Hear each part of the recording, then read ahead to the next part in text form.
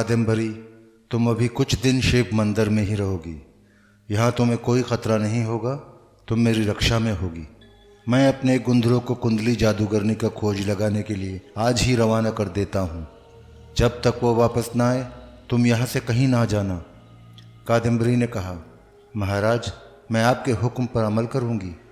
स्वामी गुंदरों ने कहा, जाओ, तुम शिव जी के मंदिर में चली जाओ। कादम्बरी उसी वक्त स्वामी गुंदरों की गुफा से निकलकर शिव जी के मंदिर में तालाब के पास उसी कोठड़ी में आ गई जहां उसने 7 दिन पूजा पाठ में गुजारे थे। कादम्बरी को कैलाश पर्वत के शिव जी के मंदिर में छोड़कर हम पाली सपेरन की तरफ आते हैं और देखते हैं कि जब वो शहरियार के जुड़े हुए पत्थर के सांप को लेकर अपनी सपेरों की बस्ती में गई तो उसने क्या किया। पाली सपेरन ने अपनी झोंपड़ी में आकर शहरियार के पत्थर के सांप की पिटारी दूसरी पिटारियों के साथ कोने में रख दी और खुद बाहर आ गई। बस्ती की सपेरनों और सपेरों ने उसको देखा तो उससे पूछने लगे कि उसने जंगल में कोई सांप पकड़ा है या नहीं। पाली ने कहा, आज मेरी किस्मत में कोई सांप पकड़ना नहीं था। मैंने सारा जंगल छान मारा मगर कोई सांप नहीं मिला। वो कुछ देर दूसरी सपेरनों के पास बैठी बातें करती रही। उसने किसी को नहीं बताया कि आज उसकी किस्मत खुल गई है और उसके हाथ वो शक्तिदान सांप लगा है जिसकी ख्वाहिश सारी उम्र सपेरे करते रहते हैं मगर वो किसी को नहीं मिलता। यानी वो सांप कि जो सांप से इंसान का रूप भी धार सकता है और इंसान से दोबारा सांप के रूप में आ सकता है। सपेरन पाली के पास सांपों का इल्म बहुत था जो उसे उसके बाप ने सिखाया था। वो थोड़ी बहुत सांपों की ज़बान भी बोल और समझ लेती थी मगर उसके पास इतनी जादुई ताकत नहीं थी कि वो पत्थर के सांप के अंदर बेहोश पड़े शहरियार को देख सकती, मगर वो उसे जिंदा सांप या इंसान के रूप में देखने को बेताब थी। उसकी समझ में नहीं आता था कि वो क्या करे। उसने आज तक कभी ऐसा सांप नहीं देखा था कि जिसमें से सांप के अलावा इंसान की बू भी आती हो और वो शक्तिदान सांप हो। और पाली ये मुअम्मा जल्द से जल्द हल करना चाहती थी। इतना उसे यकीन था कि इस पत्थर के सांप के अंदर इंसान मौजूद है। अचानक उसे एक तरकीब सूझी। वो पत्थर के सांप की पिटारी लेकर बस्ती से दूर निकल गई। एक वीरान जगह पर आकर उसने सूखी घास जमा करके उन्हें आग लगाई और पत्थर के सांप को उसके करीब कर दिया। पत्थर का सांप गर्म होने लगा। इसके अंदर बेसुध पड़े शहरियार के हैवले को गर्मी पहुंची तो उसने आंखें खोल दी और अपनी इंसानी आवाज़ में पूछा, मुझे आग में कौन जला रहा है? मुझे यहाँ से बाहर निकालो। सपेरन पाली ने पत्थर के सांप के अंदर से आती इंसान की आवाज़ सुनी तो बोली, महाराज, क्या तुम शक्तिदान सांप हो? उसके साथ ही सपेरन ने पत्थर के सांप को आग से परे हटा दिया। शहरियार की आवाज़ आई, मैं नहीं जानता, महारानी लीलावती कहाँ है? सपेरन बोली, महाराज, यहाँ तो कोई महारानी लीलावती नहीं है। तुम कौन हो? शहरियार ने पूछा। शैतान और काली डायन ने मिलकर शहरियार की माजी की याददाश्त ख़त्म कर दी थी। अब उसे अपना पिछला माजी बिल्कुल याद नहीं था। सपेरन ने कहा, महाराज, मैं तुम्हारी वाली सपेरन पाली हूँ। आपको किसी ने ज़मीन में दबा दिया हुआ था, मैं वहाँ से आपको निकाल कर लाई हूँ। शहरियार की आवाज़ आई, मुझे इस अंधेरे कुएं से बाहर निकालो। सपेरन बोली, महाराज, मैं कैसे निकालूं? आप खुद क्यों नहीं बाहर आ जाते? आप तो शक्तिदान सांप हैं। शहरियार ने कहा, कुएं का मुंह भारी पत्थर से बंद है, मैं बाहर नहीं निकल सकता, मेरा दम घुट रहा है। महारानी लीलावती से कहे कि वो मुझे बाहर निकाले। सपेरन पाली की समझ में नहीं आ रहा था कि इतने ज़बरदस्त शक्तिदान सांप को किसने पत्थर बनाकर इसके अंदर बंद कर दिया है। वो कहने लगी, महाराज, आप मत घबराएं, मैं कोई उपाय करती हूँ। पाली ने पत्थर के सांप को पिटारी में बंद किया और अपनी झोंपड़ी में वापस आ गई। उसने पिटारी एक कोने में रखकर ऊपर पुराने कपड़े डाल दिए और सोचने लगी कि उसे क्या करना चाहिए कि किसी तरह ये शक्तिदान सांप जिंदा सांप की शक्ल इख्तियार कर सके और सपेरन उससे ज़मीन में दफन शुदा खुफिया ख़जानों का राज मालूम करके दौलतमंद बन जाए। उसे अचानक अपने ताया बच्चन सपेरे का ख्याल आ गया। बच्चन सपेरे के पास सांपों का इतना इल्म तो नहीं था जितना पाली सपेरन और उसके बाप के पास था, मगर वो उसको अपना हमराज बनाकर उससे मशवरा ज़रूर ले सकती थी। पाली को अपने ताया बच्चन पर बड़ा भरोसा था। वो भी पाली सपेरन को अपनी बेटी की तरह प्यार करता था। बच्चन सपेरा दरिया पार एक झोंपड़ी में रहता था। पाली सपेरन पिटारी कंधे पर डालकर अपने ताया बच्चन सपेरे के पास पहुंची। उसने पिटारी खोलकर पत्थर का सांप निकालकर बच्चन के आगे रख दिया और बोली, ताया, इसको सूंघ कर देखो, तुम्हें इसमें कोई अनोखी शय महसूस होती है कि नहीं? बच्चन सपेरे ने पत्थर के सांप को अपने नाक के करीब लाकर सूंघा तो उसकी आंखें एकदम रोशन हो गई। कहने लगा, बेटी, इसमें तो इंसान की बू आ रही है। हो न हो ये शक्तिदान सांप है। मगर ताया, इसको पत्थर का सांप किसने बना दिया? पाली ने पूछा। बच्चन बोला, ये मुझे मालूम नहीं। ताया, क्या यह फिर से जिंदा इंसान नहीं हो सकता? पाली ने पूछा। बच्चन सर खुजाते हुए बोला, बेटी, तुम उसे मेरे पास छोड़ जाओ, मैं आधी रात को इस पर नाग मंत्र फूंकूंगा, हो सकता है ये जिंदा हो जाए। पाली सपेरन ने बच्चन सपेरे को नहीं बताया था कि उसने पत्थर के सांप के अंदर छुपे हुए इंसान से बातें की हैं। वो ये राज किसी को नहीं बताना चाहती थी। दूसरी तरफ बच्चन सपेरे ने भी पाली सपेरन के आगे झूठ बोला था कि वो आधी रात को पत्थर के सांप पर नाग मंत्र फूंकेगा। असल में बच्चन सपेरा बेहद लालची और खुदगर्ज इंसान था।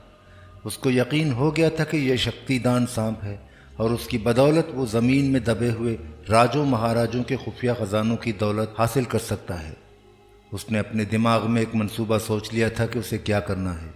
चुनाचे जब पाली सपेरन उसके पास पत्थर के सांप की पिटारी छोड़कर चली गई तो बच्चन सपेरे ने पिटारी थैले में डालकर थैला कंधे से लटकाया और झोंपड़ी से निकलकर एक तरफ रवाना हो गया।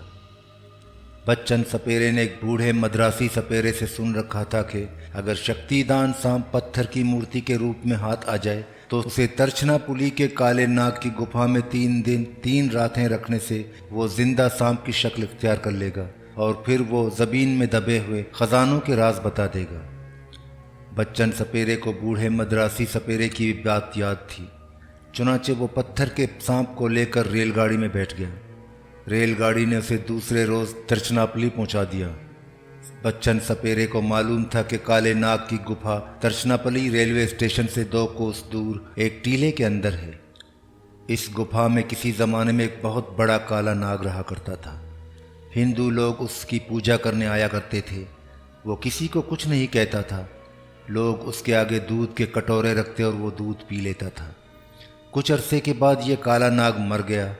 लोगों ने भी गुफा में आना छोड़ दिया और गुफा वीरान हो गई। लोगों में ये बात मशहूर हो गई कि काले नाग की गुफा में एक चुड़ैल ने बसेरा कर लिया है। इसके बाद तो लोग डर के मारे गुफा के करीब से भी नहीं गुजरते थे। बच्चन सपेरे के सर पर दौलतमंद बनने का भूत सवार था। वो चुड़ैल के आसेब की परवाह किए बगैर काले नाग की गुफा में पहुंच गया। वीरान गुफा पर आसेब ज़दा वीरानी छाई हुई थी। छत और दीवारों पर जाले लटक रहे थे।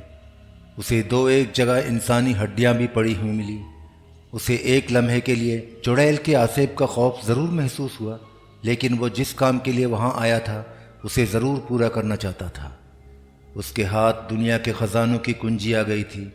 वो दौलत के लालच में अंधा हो चुका था।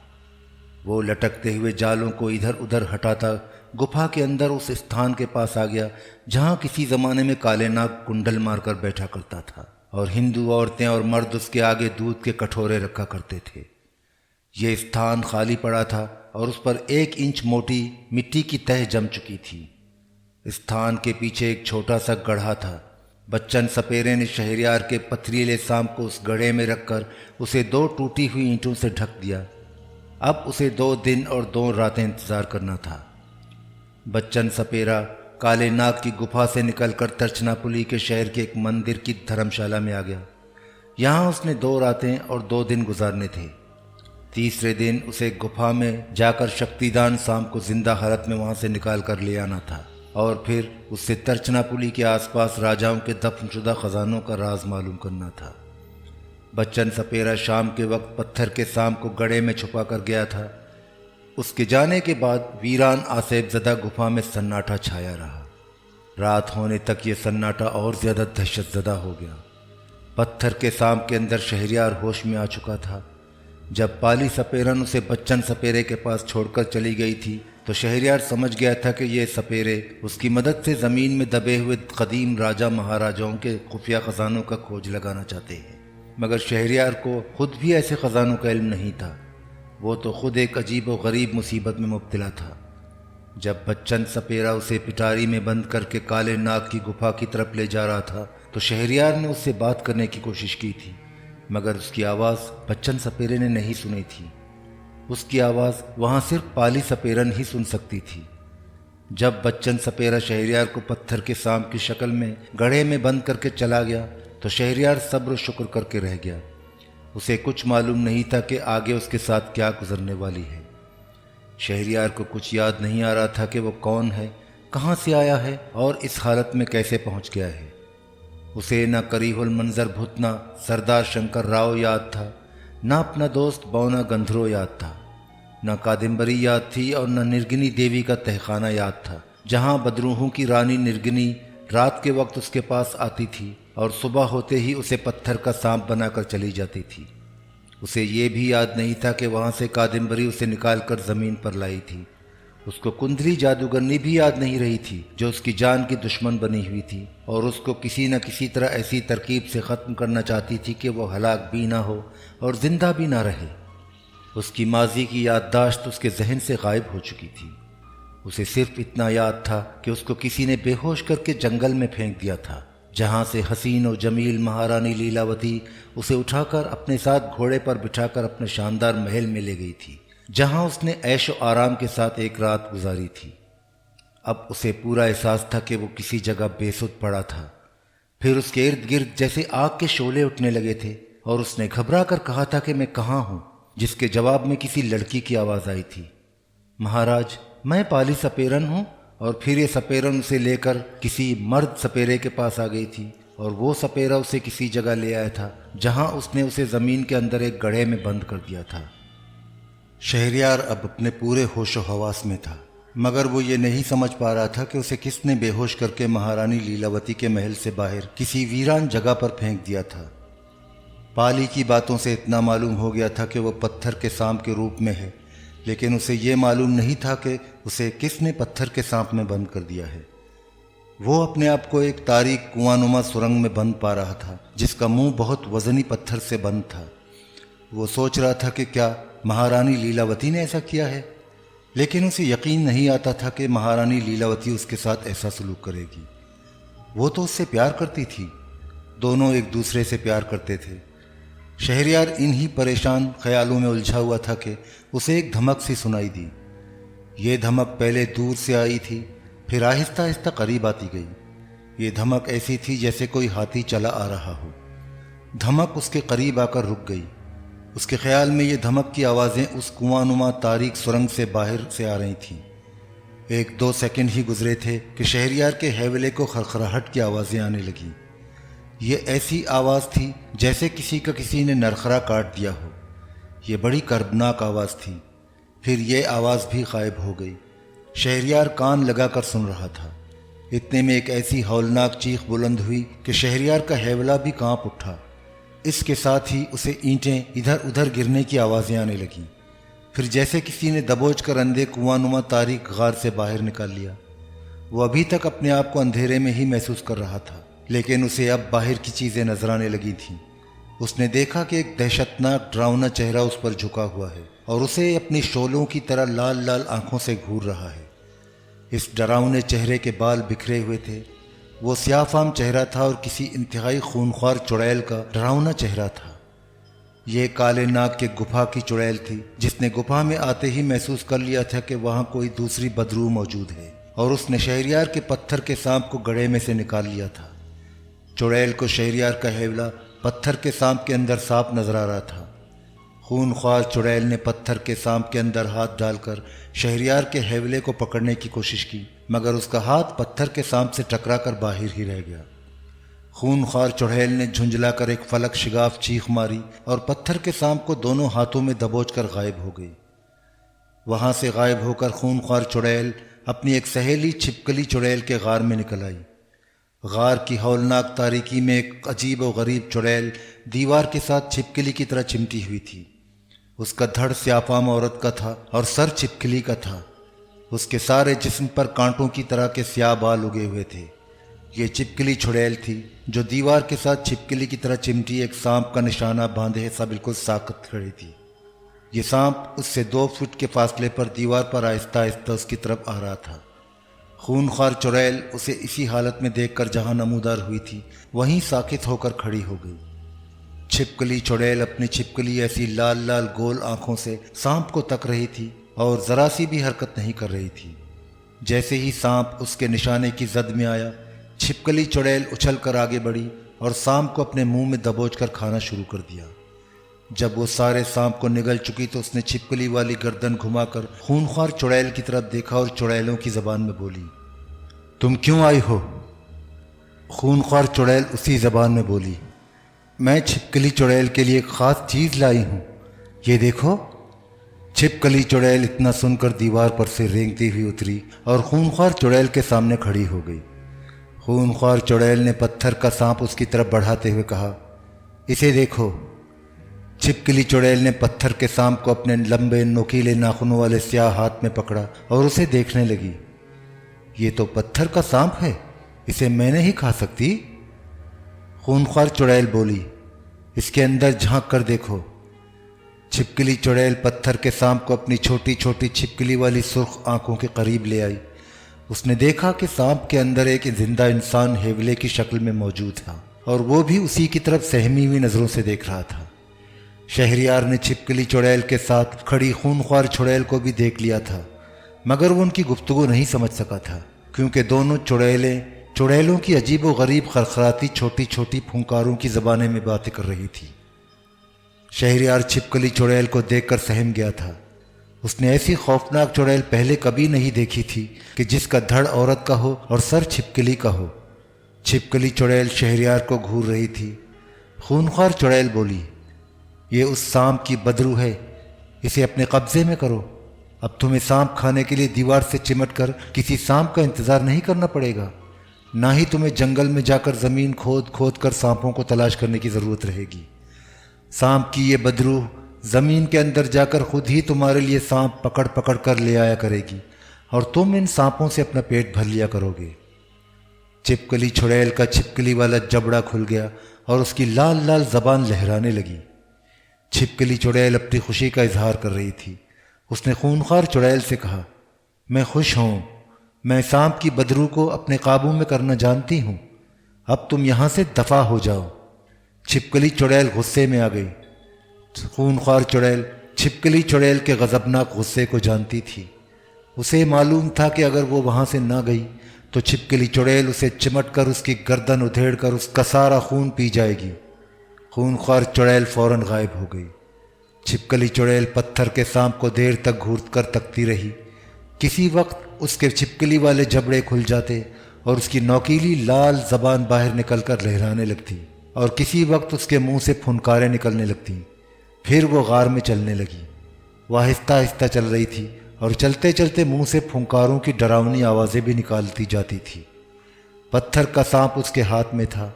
शहरियार पत्थर के सांप के अंदर अंधेरे में सहमा हुआ बैठा था।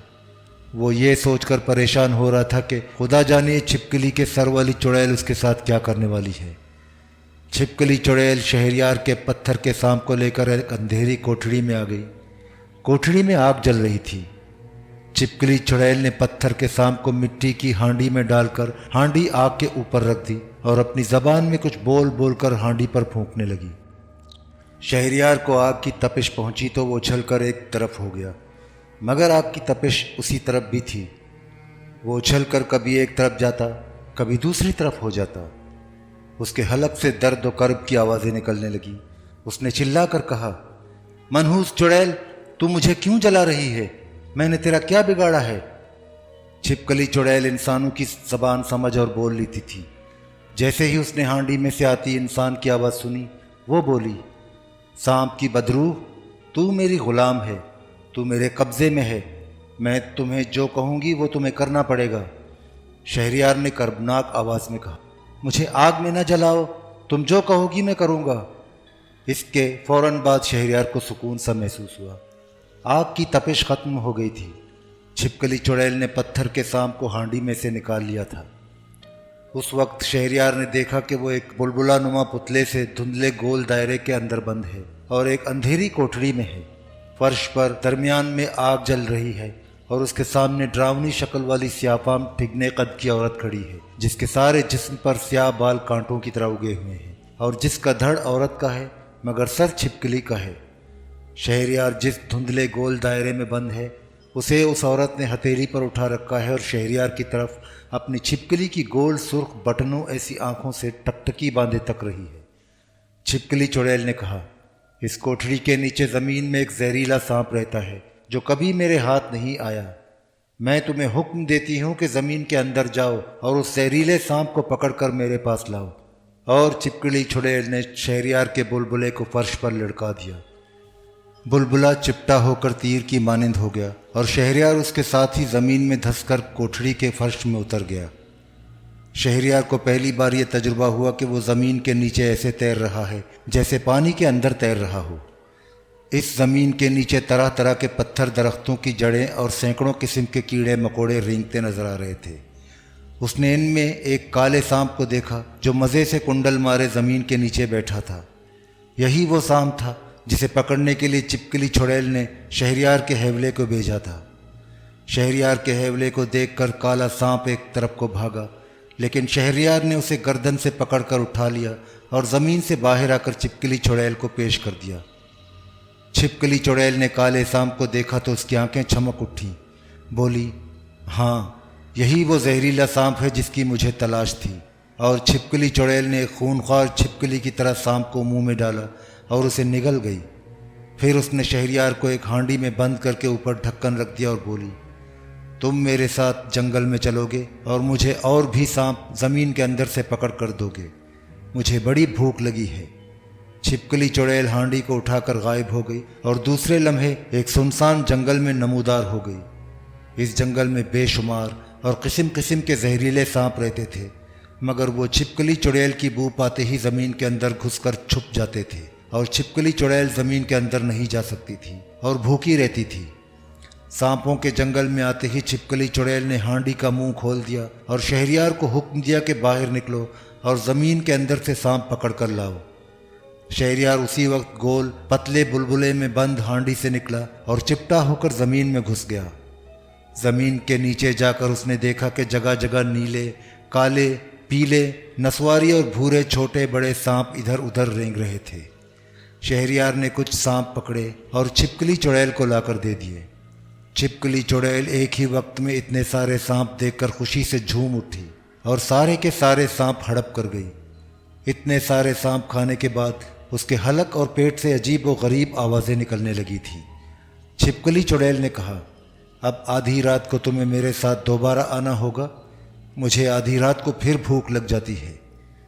छिपकली चुड़ैल ने शहरयार को हांडी में बंद किया और उसे अपनी गार वाली गुफा की कोठरी में लाकर बंद कर दिया और ख़ुद कोठरी की दीवार से छिपकली की तरह चिमट कर सो गई। शहरयार हांडी में बंद सोचने लगा कि महारानी लीलावती उसे छोड़कर कहाँ चली गई है। अगर वो उसे छोड़कर ना जाती तो वो कभी इस सांप खाने वाली छिपकली चुड़ैल के फंदे में न फंसता। शहरयार को महारानी लीलावती से मिलने से पहले का अपना माजी बिल्कुल याद नहीं था। वो कौन है और कहाँ रहता था और कैसे इस हाल तक पहुँचा है, ये उसे कुछ याद नहीं था। उसकी याददाश्त उस जंगल से शुरू होती थी जहाँ से वो एक जंगल में पड़ा था और महारानी लीलावती उसे अपने साथ घोड़े पर बिठाकर अपने शानदार महल में ले गई थी। वो इस बात पर ज़रूर हैरान था कि उसे एक चलते फिरते जिंदा इंसान से इस किस्म के हल्के पुल्के हैवले में किसने तब्दील कर दिया है, लेकिन ये मुअम्मा उसकी समझ में नहीं आ रहा था। छिपकली चुड़ैल ने शहरयार को अपना कैदी बनाकर रख लिया था। वो सुबह, दोपहर, शाम और आधी रात के वक्त शहरयार को हांडी में से निकालकर सांप के जंगल में ज़मीन के अंदर भेज देती और शहरयार ज़मीन के नीचे से सांप पकड़ पकड़ कर उसे देता, जिनको खाकर छिपकली अपनी भूख मिटाती थी। अब छिपकली को सांपों को तलाश करने और उनके इंतज़ार में छिपकली की तरह दीवार के साथ चिमटे रहने की ज़रूरत नहीं थी। उसके दिन रात ऐशो आराम से गुजरने लगे थे। मगर शहरयार छिपकली चुड़ैल की कैद से फरार हो जाना चाहता था। उसे हर घड़ी महारानी लीलावती की याद आती थी।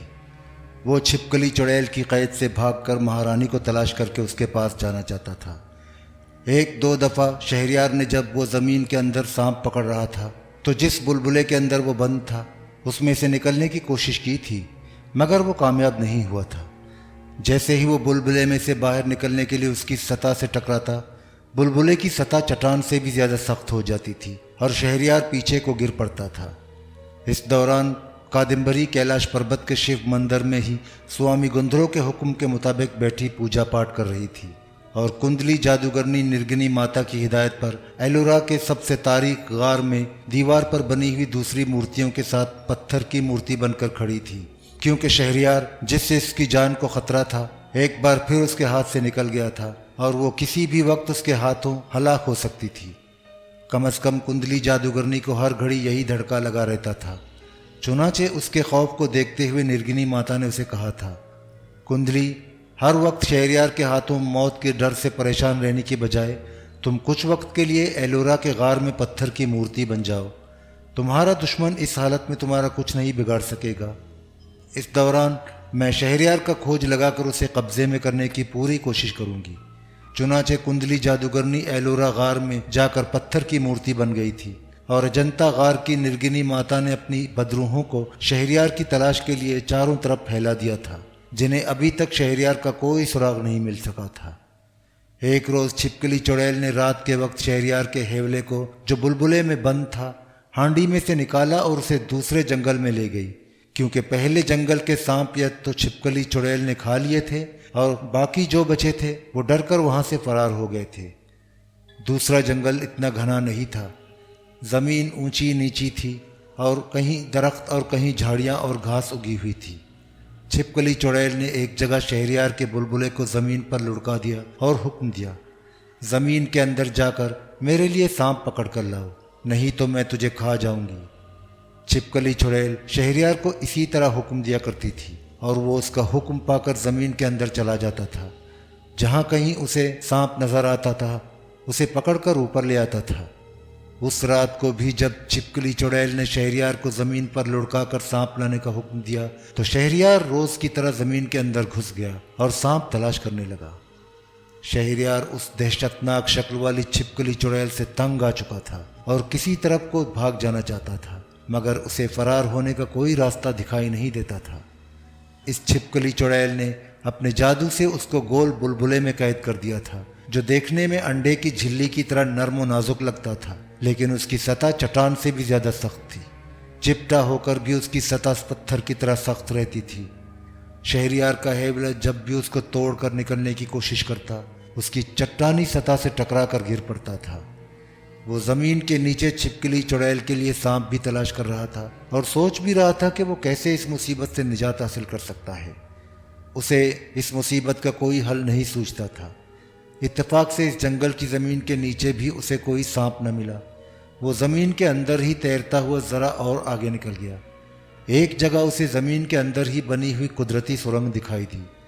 शहरयार इसमें दाखिल हो गया कि शायद यहाँ से उसे किसी दूसरे जंगल की तरफ निकल जाने का रास्ता मिल सके। चूँकि वो बुलबुले के अंदर था और इसके साथ ही उसे चलना पड़ रहा था, इसलिए उसकी रफ्तार बहुत कम थी और वो ज़्यादा तेज़ नहीं चल सकता था। सुरंग में चलते चलते अंधेरे में सामने दीवार आ गई। सुरंग यहाँ बंद हो जाती थी। जिस जगह सुरंग बंद होती थी वहाँ से उसे एक गोल गड्ढा सा नजर आया। शहरयार ने आगे होकर देखा तो मालूम हुआ कि वो एक कुआं है। इस ख्याल से कि शायद कुएं के अंदर से कोई कुदरती रास्ता बाहर निकलता हो, कुएं में उतर गया।